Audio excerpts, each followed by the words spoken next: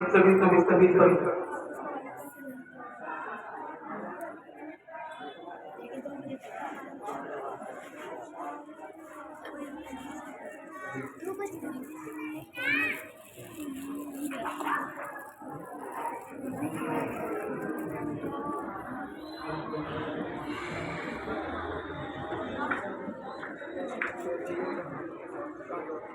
الرحمن الرحیم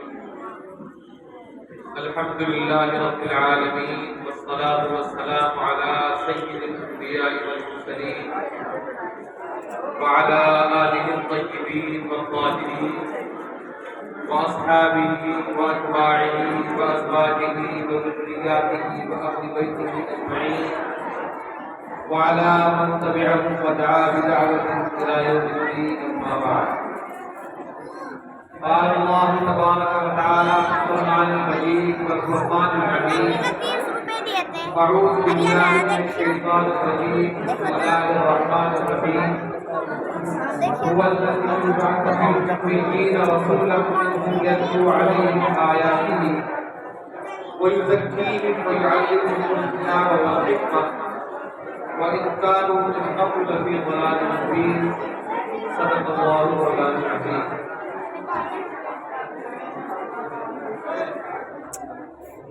ایک کام کرو بھائی، یا تو تم بول رہے ہو مجھے بول رہے ہو. مجھے ایسا لگتا ہے کہ اندر حال میں جیسا کم ہو رہا ہے، باہر زیادہ ہو رہا ہے. آواز کے اندر کم ہے، باہر زیادہ ہے.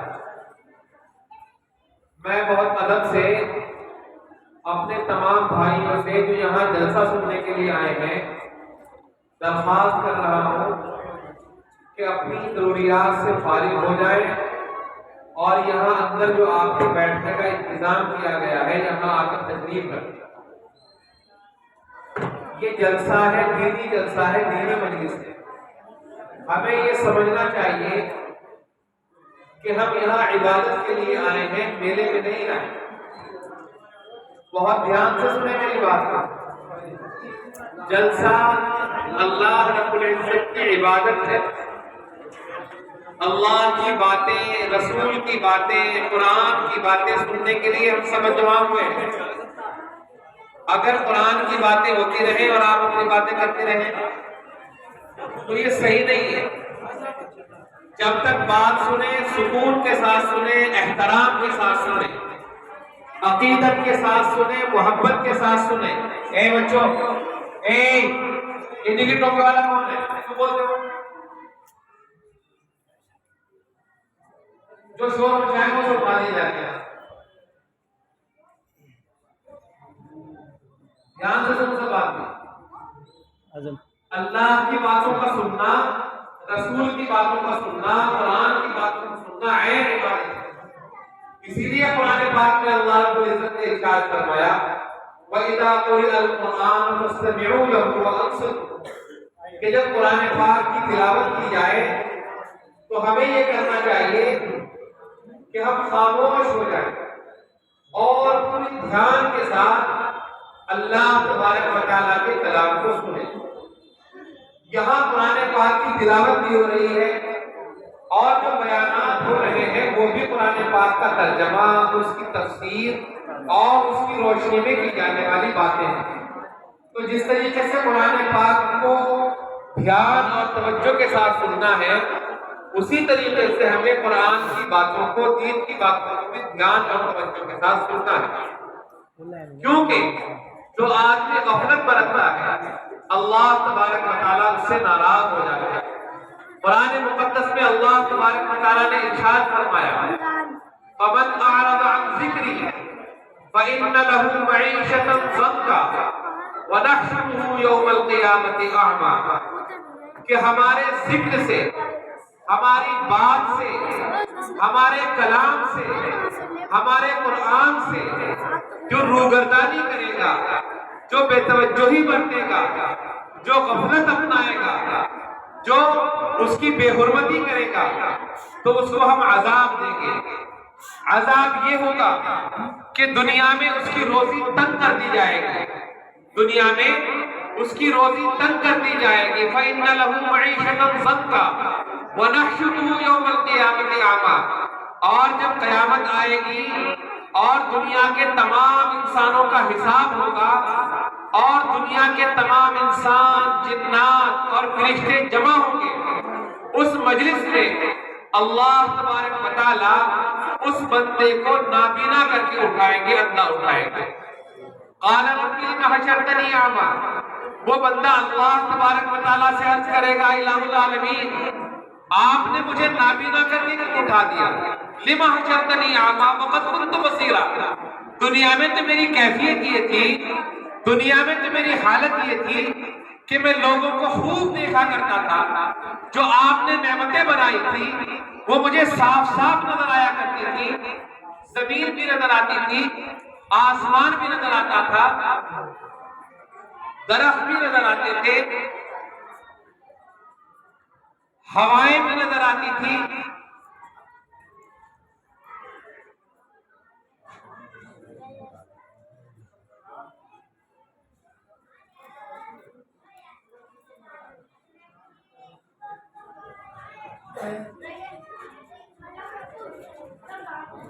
اللہ تبارک و تعالیٰ سے وہ بندہ کہے گا الہ العالمین، دنیا میں تو میں سوانکھا تھا، مجھے سب کچھ نظر آتا تھا، سب کچھ نظر آتا تھا، آج آخر کیا بات ہو گئی کہ آپ نے مجھے نابینا کر دیا، اندھا بنا دیا۔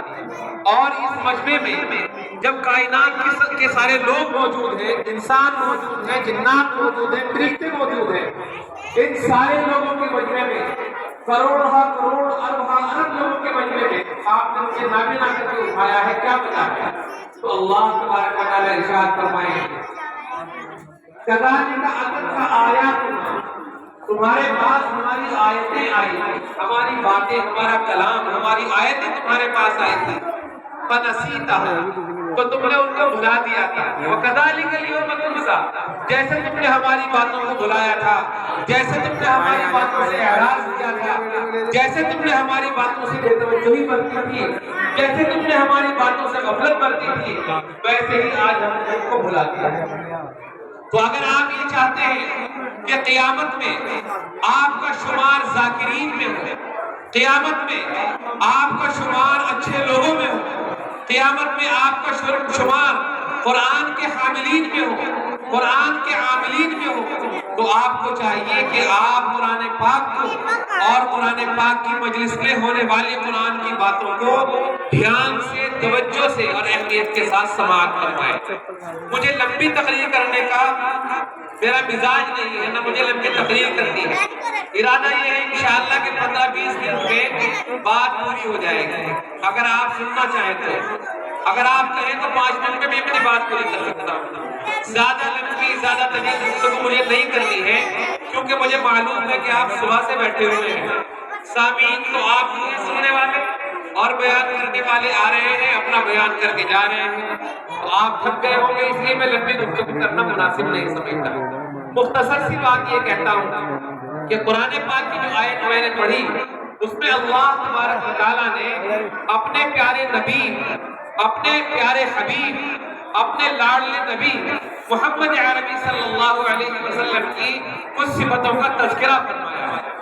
اللہ تبارک و تعالیٰ نے ارشاد فرمایا کہ رسول جو ہوتا ہے اس کے ذمے ہم بہت ساری ذمہ داریاں ڈالتے ہیں، کچھ کام اس کو بتاتے ہیں کہ یہ کام تمہیں کرنے ہیں، انہی کاموں میں سے ہم نے کام اپنے نبی محمد عربی صلی اللہ علیہ وسلم کو بتایا، اور وہ یہ کرتے ہیں کہ وہ قرآن پاک کی تلاوت کرتے ہیں، یتلو علیہم آیاتہ، وہ اللہ کی آیتیں، اللہ کا کلام، اللہ کا قرآن لوگوں کے سامنے پڑھ کے سناتے ہیں، وَيُزَكِّيهِمْ، اور ان کے دلوں کا تزکیہ کرتے ہیں، وَيُعَلِّمُهُمُ الْكِتَابَ وَالْحِکْمَةَ، اور ان کو کتاب کی اور حکمت کی تعلیم دیتے ہیں۔ 3 صفتیں اللہ تبارک و تعالیٰ نے نبی صلی اللہ علیہ وسلم کی قرآن مقدس کی اس آیت کے اندر بیان فرمائی۔ پہلی بات کہ نبی اللہ کے کلام کی تلاوت کرتے ہیں، دوسری بات وہ لوگوں کے دلوں کا تزکیہ کرتے ہیں، تیسری بات کہ وہ لوگوں کو قرآن کی اور حکمت کی باتیں سکھاتے ہیں۔ اب آپ ذرا غور کیجئے کہ جب نبی اس دنیا سے رخصت ہو گئے، آپ نے پردہ فرما لیا، آپ اس دنیا کو چھوڑ کر چلے گئے، آپ لوگوں کی نظروں سے اوجھل ہو گئے، آپ کے بعد آپ کے کے جانشین علماء ہیں، وہ علماء جو قرآن پاک کو پڑھتے ہیں، جو قرآن پاک کی تلاوت کرتے ہیں، جو اللہ کا ذکر کر کے لوگوں کے دلوں کے زنگ کو صاف کرتے ہیں، اور جو بچوں کو دین کی تعلیم دیتے ہیں، قرآن کی تعلیم دیتے ہیں اور حکمت کی تعلیم دیتے ہیں۔ یہ مدرسہ جس میں آپ تشریف فرما ہیں، جس میں آپ بیٹھے ہوئے ہیں، یہ بھی نبی پاک صلی اللہ علیہ وسلم کا مہمان خانہ ہے، یہ رسول پاک صلی اللہ علیہ وسلم کی کیاری ہے، یہ روضہ ہے نبی پاک صلی اللہ علیہ وسلم کا جہاں آپ بیٹھے ہوئے ہیں۔ اور یہ سلسلہ آج کا نہیں ہے بلکہ بہت پرانا سلسلہ ہے، بہت قدیم سلسلہ ہے۔ نبی پاک صلی اللہ علیہ وسلم نے بھی مسجد نبوی کے برابر میں ایک چبوترا بنوایا تھا جس کو صفہ نبوی کہا جاتا ہے۔ اس صفہ نبوی پر رسول پاک صلی اللہ علیہ وسلم کے کچھ صحابہ ایسے تھے جو دنیا کے سارے کاموں کو چھوڑ کر، دنیا کے کاروبار کو چھوڑ کر، کھیت کھیار کو چھوڑ کر، کھلیان کو چھوڑ کر، گھر بار کو چھوڑ کر وہاں آ کے پڑھ گئے تھے۔ تاریخ لکھنے والے اور تاریخ سمجھنے والے بتاتے ہیں کہ وہ 80 لوگ تھے ایسے جو نبی پاک صلی اللہ علیہ وسلم کے صفے میں طالب علم بن کر آ گئے تھے۔ انہیں نہ کھانے کی فکر تھی، نہ پینے کی فکر تھی، نہ بال بچوں کی فکر تھی، نہ رہنے سہنے کی فکر تھی، نہ رہنے سہنے کی فکر تھی۔ وہ صرف ایک فکر کو لے کر، ایک وقت کو لے کر، ایک تکلیف کو لے کر اور ایک ضرورت کو لے کر وہاں بیٹھتے تھے۔ وہ چاہتے تھے کہ رسول پاک صلی اللہ علیہ وسلم کی زبان مبارک سے جو کلمات باہر نکلے وہ کلمات ہمارے دل کے اندر محفوظ ہو جانے چاہیے۔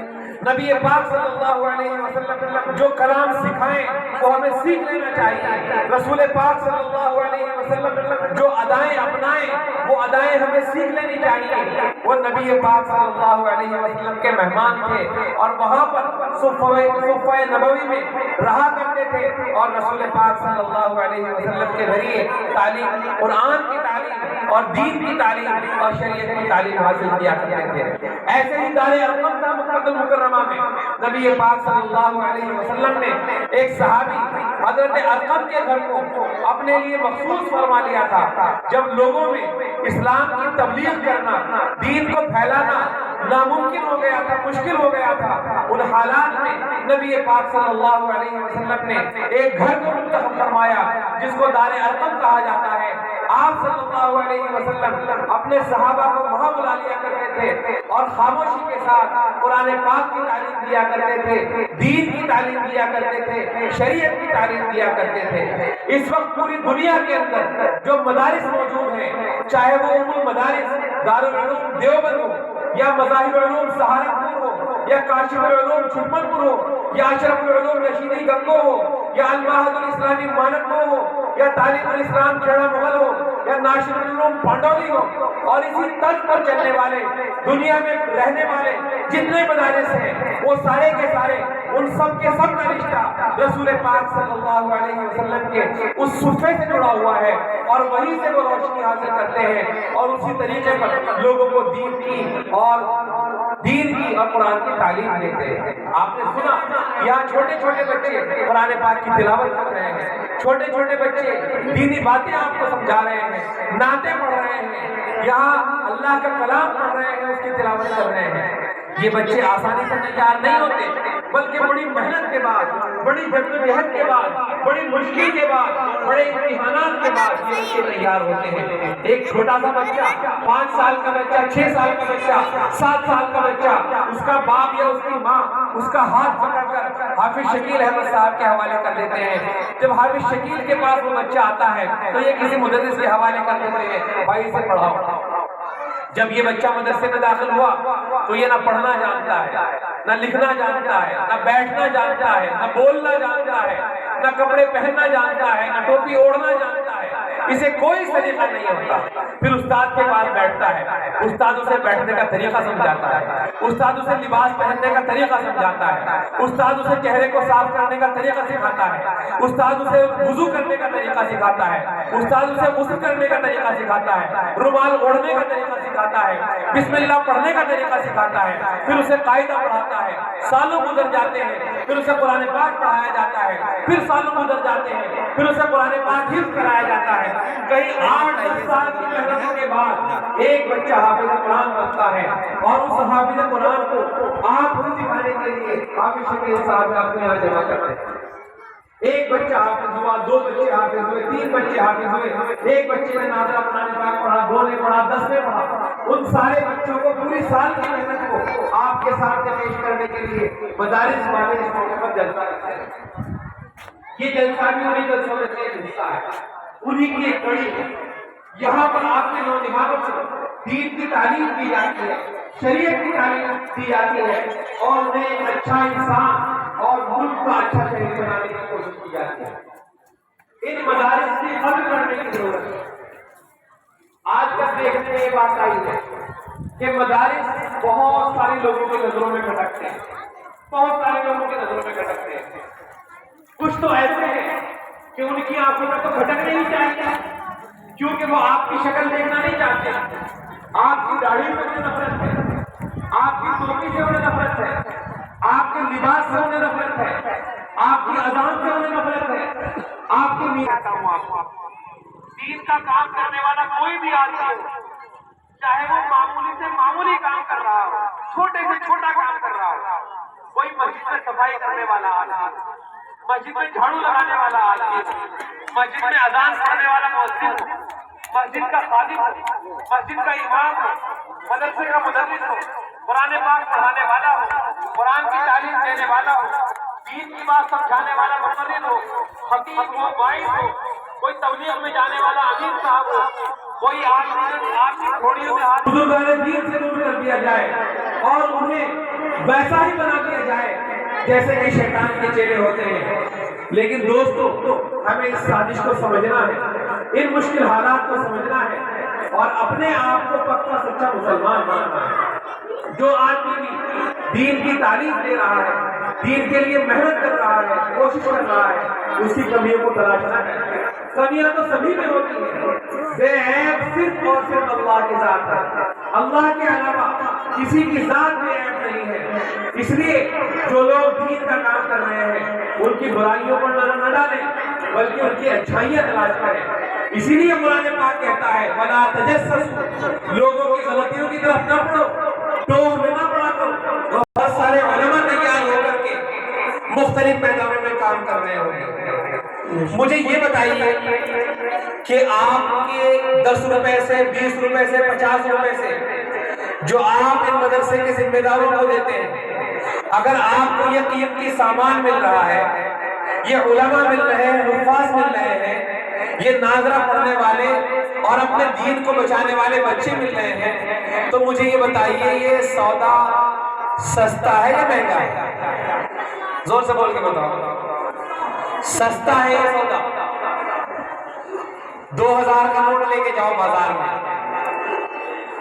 میں 2000 روپے کا نوٹ لے کے جاؤ اور جب شام کو واپس آؤ گے تو چھوٹی سی تھیلی میں سامان لے کے آؤ گے. ہمارے بزرگ بتاتے ہیں کہ لوگ پہلے تھوڑے تھوڑے پیسے لے کے جایا کرتے تھے. میں تھوڑی سی کو کم ہو رہا ہوں, بات گونج رہی ہے.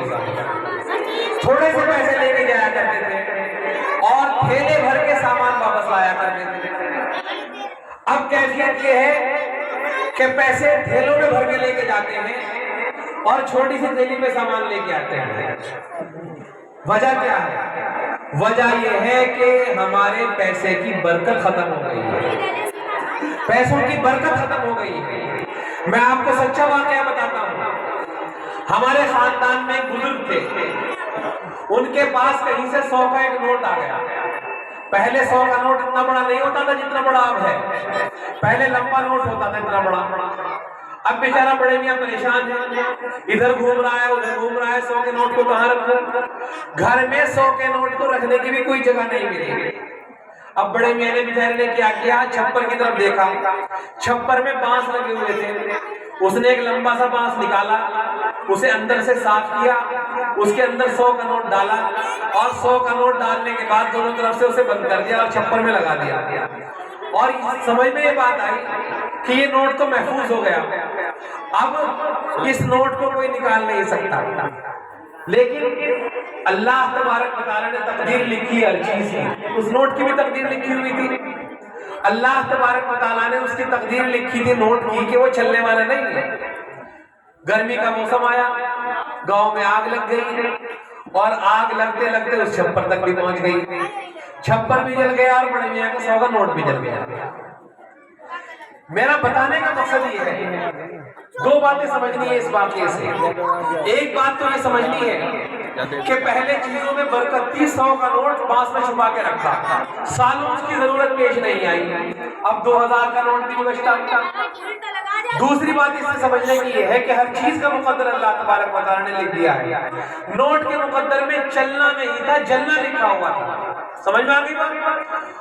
نوٹ کا مقدر تھا جلنا, نوٹ کا مقدر چلنا نہیں تھا. اسی طرح اللہ تبارک و تعالیٰ ہر چیز کا مقدر بناتے ہیں. کسی اینٹ کا مقدر ہے پیشاب کی نالی میں لگنا, کسی اینٹ کا مقدر ہے بنیاد کے اندر کھپ جانا, کسی اینٹ کا مقدر ہے دیوار کے اندر لگنا, کسی اینٹ کا مقدر ہے چھت کے لنٹر کے اندر لگنا, کسی اینٹ کا مقدر ہے مسجد کے اندر لگنا, کسی اینٹ کا مقدر ہے محراب میں لگنا, اور کسی اینٹ کا مقدر ہے محراب کے اس مقام پر لگنا جہاں امام صاحب سجدہ کرتے ہیں, جہاں امام کی پیشانی رکھی جاتی ہے. تو یہ تو اللہ نے مقدر بنائے ہیں, اور مقدر بھی اللہ تبارک و تعالیٰ لوگوں کی قدر پر بناتے ہیں. اگر آپ کے اندر قدر ہوگی تو اللہ تبارک و تعالیٰ آپ کا اور آپ کی نسلوں کا مقدر بنائیں گے, اور اگر آپ ناقدرے ہوں گے تو اللہ تبارک و تعالیٰ آپ کے مقدر کو خراب کر دیں گے. ایک چھوٹا سا واقعہ بیان کرتا ہوں, پھر بات ختم کرتا ہوں. گجرات کے ایک بزرگ تھے, مالدار آدمی, ایسے دیندار آدمی تھے کہ ایک پورا مدرسہ خود تنہا چلایا کرتے تھے اپنی جیب خاص سے, اپنے ذاتی پیسوں سے پورے مدرسے کا خرچ چلایا کرتے تھے. مدرسین کی تنخواہیں اپنے پیسے سے دے رہے ہیں, بچوں کے کھانے کا انتظام اپنے پیسوں سے کر رہے ہیں, بلڈنگ کا انتظام اپنے خاص پیسوں سے کر رہے ہیں, سارا انتظام کیا کرتے تھے. لیکن محرومی کی بات یہ تھی کہ ان کے گھر میں کوئی حافظ قرآن نہیں تھا, بڑے بے چین رہتے تھے, اور اللہ تبارک و تعالیٰ سے دعا مانگا کرتے تھے, الہ العالمین میری خاندان میں, میری نسل میں کسی کو حافظ بنا دیجیے. کوئی بچہ حافظ نہیں بنتا تھا. وہ تشریف لائے یہاں دارالعلوم دیوبند میں. اس وقت معتمد تھے حضرت مولانا قاری محمد طیب صاحب دامت نور اللہ مرکزہ. انہوں نے اپنا دکھڑا ان کو سنایا, حضرت جی اپنا پیسہ بھی خرچ کرتا ہوں, اللہ سے دعا بھی کرتا ہوں, لیکن میرے خاندان میں کوئی حافظ نہیں بنتا. حضرت نے کہا کیا کرتے ہو؟ کہا حضرت میں پورے مدرسے کا خرچ اٹھاتا ہوں. کہا کہ اساتذہ سے کیسے پیش آتے ہو؟ کہا کہ حضرت اچھے طریقے سے پیش آتا ہوں, جیسے ہی مہینہ پورا ہوتا ہے میں مدرسے کے دفتر میں جا کے بیٹھ جاتا ہوں اور استادوں کو دفتر میں بلاتا ہوں, ان کو مہینے کی تنخواہ دے دیتا ہوں. کہا کیسے دیتے ہو؟ کہ تنخواہ کا حساب بنانے کے بعد منشی تنخواہ کا حساب بنا دیتا ہے اور میں تنخواہ ان کو ایسے دے دیتا ہوں اپنے ہاتھ سے. حضرت نے کہا اگر حافظ اپنے خاندان میں بنانا چاہتے ہو تو میرے مشورے پر عمل کرنا پڑے گا. کہا حضرت بتائیے. کہا ایک عالم کو تو اس بات کا اختیار ہے کہ وہ دوسرے عالم کو اپنے پاس بلا لے, ایک حافظ کو اپنے پاس بلا لے, ایک قرآن کے مدرس کو اپنے پاس بلا لے. آپ نہ حافظ ہیں, نہ عالم ہیں, نہ مدرس ہیں. قرآن پڑھانے والے اساتذہ کو آپ اپنے پاس بلاتے ہو اور بلا کر تنخواہ دیتے ہو, یہ ان کی ناقدری ہے, بے عزتی ہے. آئندہ سے آپ کو تنخواہ ایسے دینی ہے کہ مدرسین کے حجروں میں, ان کے کمروں میں یا ان کی درسگاہوں میں آپ خود جائیں اور وہیں جا کر ان کو تنخواہ دیں. اور تنخواہ دینے کا بھی انداز یہ ہونا چاہیے کہ آپ کا ہاتھ اوپر نہ ہو, ان کا ہاتھ نیچے نہ ہو, بلکہ آپ ایسے کریں, لفافے کو ایسے رکھیں اپنے ہاتھ پر اور اوپر سے مدرسین اپنی تنخواہوں کے پیسے اٹھا لیں تاکہ ان کا ہاتھ اوپر رہے, آپ کا ہاتھ نیچے رہے. آپ ایسے قدر کریں گے تو اللہ تبارک و تعالیٰ آپ کے خاندان میں حفاظ بنائیں گے. ان کی سمجھ میں بات آ گئی. اگلے ہی مہینے جب مدرسے میں گئے تو دفتر میں جا کر منشی سے حساب پوچھا, تنخواہیں لفافوں میں رکھوائی اور ہر مدرس کی درسگاہ میں گئے, ان سے حال چال پوچھا, احترام کے ساتھ ان کے سامنے وہ لفافہ پیش کر دیا اور انہیں اپنی تنخواہ دے دی. چند مہینے گزرے تھے کہ ان کے خاندان میں الفاظ کا سلسلہ شروع ہو گیا, اور تاریخ لینے والوں نے بتایا بہت مختصر مدت میں, چند سالوں میں سینکڑوں کی تعداد میں ان کے یہاں الفاظ بن گئے. یہ بیٹا حافظ, یہ بیٹا حافظ, یہ بیٹا حافظ. یہ پوتا حافظ، یہ پوتا حافظ، یہ پوتا حافظ، یہ نواسا حافظ، یہ نواسا حافظ، یہ نواسا حافظ، یہ بھانجا، یہ بھتیجا، اس طرح رشتہ داروں میں بڑی تعداد میں اللہ تبارک و تعالیٰ نے حفاظ پیدا کر دی۔ تو انہوں نے علماء کی قدر کی، قرآن کی قدر کی، اللہ کے کلام کی قدر کی، اللہ کے کلام کی عظمت کو سمجھا، اس کی جامعیت کو سمجھا، اس کا احترام سمجھا، اس کو سینے سے لگایا، اس کا اکرام کیا۔ اللہ تبارک و تعالیٰ نے ان کے خاندان میں حفاظ پیدا کر دی۔ اور ہم نے ایسے لوگوں کو بھی دیکھا ہے کہ جنہوں نے قرآن پاک کی ناقدری کی، کل ان کے بزرگ مسندوں پر بیٹھا کرتے تھے، میں نے اپنی آنکھوں سے دیکھا ہے، نام نہیں لیتا کسی کی بے عزتی کی وجہ سے، ایسے بزرگوں کی اولاد کو میں نے دیکھا ہے کہ ان کے باپ، ان کے دادا، ان کے سامنے بڑے بڑے علماء آ کر بیٹھا کرتے تھے، دو زانو ہو کر، اور وہ لوگ ان کے پیر تھے، علاقے کے پیر تھے، لیکن بچوں نے ناقدری کرنی شروع کی۔ آج ان کے خاندان میں داڑھی ٹوپی والا بھی نظر نہیں آتا ہے، یہ میں اپنے تجربے کی بات بتا رہا ہوں۔ تو دوستو قدر کرنے کی ضرورت ہے۔ لَإِن شَكَرْتُمْ لَأَزِيدَنَّكُمْ وَلَئِن كَفَرْتُمْ إِنَّ عَذَابِي لَشَدِيدٌ۔ اگر شکر کرو گے تو اللہ ارشاد فرماتے ہیں کہ میں اور زیادہ بڑھا کر دوں گا، اور ضرور بھی ضرور بڑھا کر دوں گا۔ وَلَئِن كَفَرْتُمْ إِنَّ عَذَابِي لَشَدِيدٌ، اور اگر ناشکری کی تو سمجھ لینا کہ میرا عذاب بڑا سخت ہے۔ اللہ کے عذاب کو جھیلنے کی طاقت بڑے بڑوں میں نہیں ہے، بڑے بڑوں میں نہیں ہے۔ بڑے سے بڑا پہلوان آیا اور سارے کے سارے مٹی میں دفن ہو گئے، بڑے سے بڑے پہلوان، بڑے سے بڑے طاقتور، بڑے سے بڑے بادشاہ سارے کے سارے زمین کے نیچے چلے گئے، اور اللہ کے عذاب کو جھیلنے کی طاقت کسی کے اندر نہیں ہے۔ قیامت میں اللہ تبارک و تعالیٰ نے جب جہنم دہکائی جائے گی تو جہنم میں اللہ تبارک و تعالیٰ یوم تقول لجہنم هل امتلأت وتقول هل من مزید، ایسی جہنم بنائی اللہ نے کہ اللہ تبارک و تعالیٰ قیامت میں پوچھیں گے تو بھر گئی، چھک گئی، وہ جواب دے گی اور بھی ہے، اور بھی ہے جلنے والے۔ ایسی بڑی جہنم اللہ نے بنائی ہے۔ تو اگر ہم ناشکری کریں گے تو اللہ تبارک و تعالیٰ کا عذاب آ سکتا ہے۔ دوستو اللہ کے عذاب سے اپنے آپ کو بچانا ہے اور اللہ کے انعامات کا حقدار بننا ہے۔ تھوڑا سیکھ لو، اس پر عمل کرو اور اس کی قدر کرو، احترام کرو۔ اللہ تبارک و تعالیٰ مجھے بھی، آپ حضرات کو بھی، اور کائنات کے تمام مسلمانوں کو دین کی قدر کرنے کی توفیق مرحمت فرمائے۔ دو چیزوں پر دھیان دینا ہے، اپنے بچوں کو مدارس میں پڑھانا ہے، اپنے بچوں کو مدارس میں پڑھانا ہے۔ اب ہمارے اکثر مدارس نے اپنے یہاں دینی تعلیم کے ساتھ ساتھ عصری تعلیم کا بھی انتظام کر دیا، ہندی بھی پڑھائی جاتی ہے، انگریزی بھی پڑھائی جاتی ہے، اس لیے کم از کم بنیادی تعلیم اپنے بچوں کو مدارس کے اندر ہی دیں، مدارس کے علاوہ نہ بھیجیں۔ آپ حالات سے واقف ہیں، بچوں کے ایمان کو بچانا انتہائی مشکل ہو گیا ہے۔ میں لمبی تقریر کرنا نہیں چاہتا، دیکھو قاری شکیل صاحب آ گئے، یہ کہہ کے بند کر دو ماشاءاللہ۔ دیکھو 8ویں تک کی تعلیم کا انتظام ہے یہاں، ہندی انگلش کا بھی باضابطہ باقاعدہ۔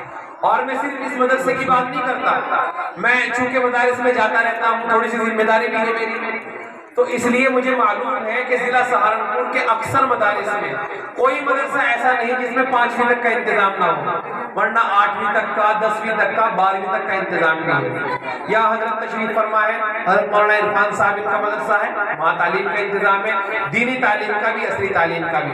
تو ایک بات کا دھیان یہ رکھیں، مدرسوں کی قدر یہ ہے کہ اپنے بچوں کو مدرسوں میں بھیجو، اور جو بڑے ہو گئے، جن کی شادیاں ہو گئی، جن کی عمریں پختہ ہو گئی، دو کام انہیں کرنے ہیں، اپنا وقت نکال کر جماعت میں جائیں اور اپنے آپ کو دین سے وابستہ کرنے کی فکر کریں، اور اپنے آپ کو بزرگوں سے وابستہ کریں۔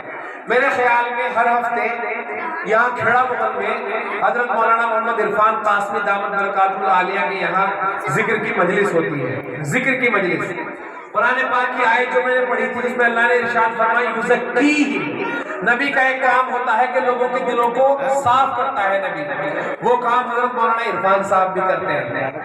آپ کا جو برتن ہے، دل کا برتن، وہ گندا ہو جاتا ہے، اس کو صاف کرنے کی ضرورت پڑتی ہے، اور اس کو صاف کرنے کا کارخانہ مولانا عرفان صاحب نے لگا رکھا ہے۔ تو وہاں ذکر کی مجلس میں جایا کریں، بزرگوں سے وابستہ ہوں. دارالعلوم آپ سے نزدیک ہے, قاسم العلوم آپ سے نزدیک ہے, ناشر العلوم آپ سے نزدیک ہے, بڑے بڑے ادارے ہیں, بڑے بڑے علماء ہیں. علماء کے پاس جائیں, ہفتے میں کم از کم ایک مرتبہ کسی عالم کے پاس جایا کریں. ہفتے میں کم از کم ایک مرتبہ اپنے بچوں کو ساتھ لے کر کسی بزرگ کے پاس جایا کریں, ان سے دعا کی درخواست کیا کریں اور ان کے سامنے اپنی ضروریات رکھا کریں, ان سے اپنی تربیت کرایا کریں. وقت بہت زیادہ ہو گیا ہے, بات کو لمبی نہیں کرتا, بس یہ عرض کرنا چاہتا ہوں کہ جو ٹوٹی پھوٹی باتیں کہی گئی ہیں ان پر عمل کرنے کی کوشش کریں, اور اگر کوئی بات ایسی کہہ دی گئی ہو جو شریعت کے خلاف ہو یا آپ کے مزاج کے خلاف ہو تو اس کے لیے مجھے معاف فرمائیں. یہ مدرسہ المہد الرشید جس میں آپ بیٹھے ہوئے ہیں, یہ مدرسہ ایک لمبے عرصے سے دینی خدمت انجام دے رہا ہے, اور ہر مدرسہ جو بھی کام کرتا ہے اس کی بنیاد, مال کی بنیاد جو ہوتی ہے وہ عوام کے چندے پر ہوتی ہے.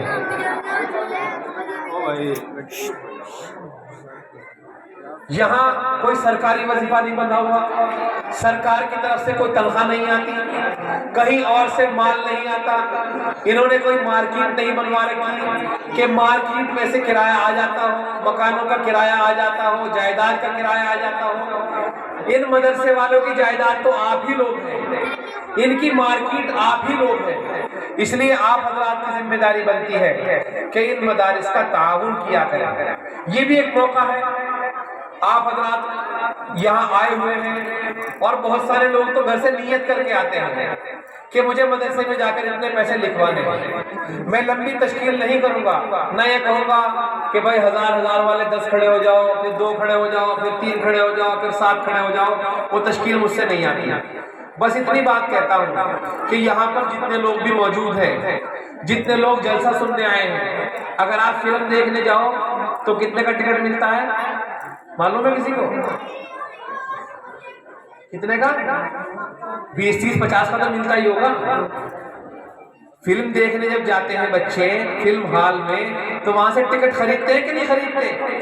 بغیر ٹکٹ کے کوئی اندر بھی گھسنے نہیں دیتا. یہ تو اللہ نے مدرسے فری کے بنا دیے, مسجدیں فری کی, کوئی ٹکٹ ہی نہیں لیتا. تو کم از کم یہ سوچ کر کہ ہم نے دین کی باتیں سنی ہیں اور محمد الرسول اللہ صلی اللہ علیہ وسلم کی حدیثیں سنی ہیں, آپ کا پیغام سنا ہے, اس لیے آپ ہمارے محسن ہیں, آپ نے ہمارے اوپر احسان کیے ہیں. آپ کے احسانات کا بدلہ کوئی نہیں دے سکتا. کوئی دے سکتا ہے حضور کے احسان کا بدلہ؟ کوئی نہیں دے سکتا. آپ کی جوتیوں میں خون بھر گیا تھا پتھر کھا کھا کر. طائف کا واقعہ سنا ہوگا آپ نے, بچے پتھر مار رہے ہیں, خون اتنا بہا کہ جوتیوں میں پیر چپک گئے آپس میں. تو اس خون کا واسطہ دے کر آپ سے کہتا ہوں کہ نبی پاک صلی اللہ علیہ وسلم کی ایصال ثواب کے لیے جس کی جو بھی ہمت ہو, کسی کی ہمت 1000 کی ہو تو 1000 دے, 1 لاکھ کی ہمت ہو تو 1 لاکھ دے, 500 کی ہمت ہو تو 500, 100 کی ہمت ہو تو 100 دے, 50 کی ہمت ہو تو 50 دے, 10 کی ہمت ہو تو 10 دے, 1 کی ہمت ہو تو 1 دے دے. اور اگر کوئی بڑی رقم دینا چاہتا ہو, نام بلوانا چاہتا ہوں, مجھے بتایا کرتے, نام بھی بولوں انشاءاللہ.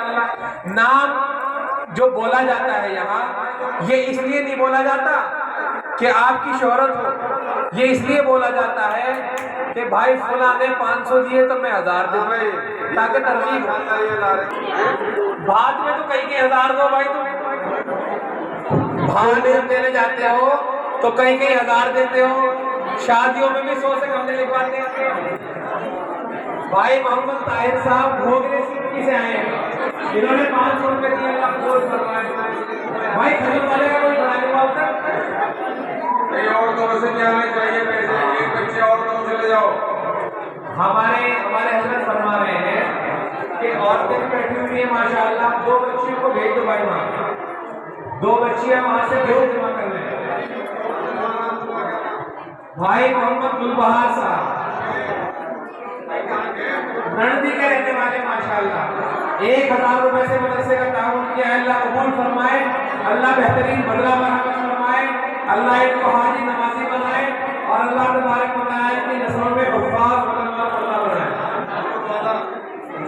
بھائی محمد اسلام صاحب کھجور والے کے رہنے والے ہیں, انہوں نے 500 روپے سے مدرسے کا تعاون کیا ہے، اللہ قبول فرمائے، اللہ جزائے خیر عطا فرمائے، اللہ ان کی نسلوں میں حفاظ بنائے، قرآن بنائے، علماء بنائے، ماشاءاللہ۔ 50 روپے بھائی بھائی آپ نے بہت تعاون کیا ہے، جس نے زیادہ دے دیے اس نے بھی، اس کا بھی شکریہ، جس نے کم دیے اس کا بھی شکریہ۔ اللہ کے یہاں تعداد کا اعتبار نہیں ہوتا، اللہ کے یہاں تو آپ کی جو دل کی کیفیت ہوتی ہے اس کا اعتبار ہوتا ہے۔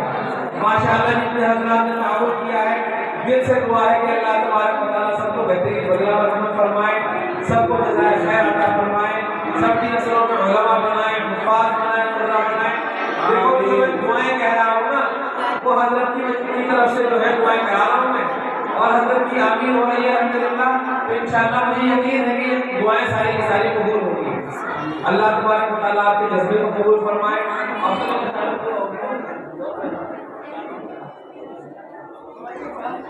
بھائی اب ایک کام کرو، اچھا بیان تو ہو گیا، جتنے لوگ باہر ہیں سارے اندر آ جائیں۔